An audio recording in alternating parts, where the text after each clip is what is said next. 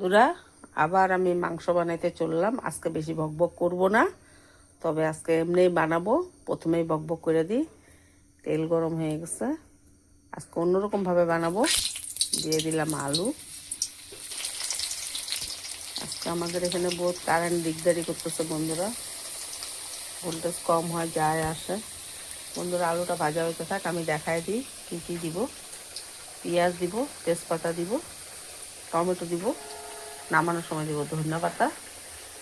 আর এই যে মিক্সিতে এখানে সব গুঁড়া করা হয়ে গেছে। এখানে টমেটোও দিছি, একটু পেঁয়াজও দিছি, আদা রসুন আর গোলমরিচ আর কাঁচা লঙ্কা এখানে বাটা হয়ে গেছে মশলা।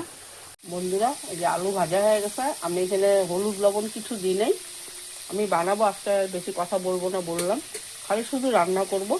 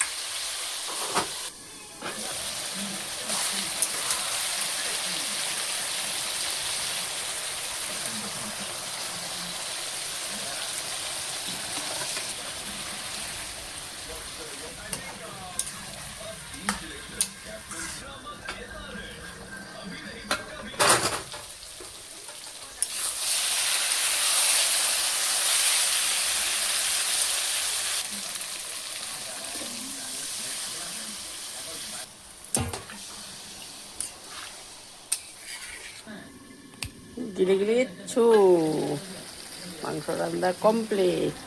লাস্টে কথা বললাম আর ফার্স্টে কথা বলছি বন্ধুরা।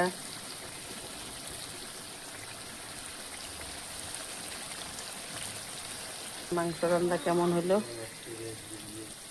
মাখা মাখা করলাম, কেন কি আমি ডাল রান্না করে নিছি। এই যে ডাল রান্না করছি অল্প করে, মুসুর ডাল, টমেটো ধনিয়া পাতা দিয়ে করছি এই যে ঘন করে। আর মাংস রান্না হইলো।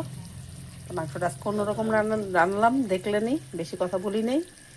ভালো লাগলে লাইক শেয়ার সাবস্ক্রাইব করে দিবেন, ভিডিওটা সাথে থাকবেন।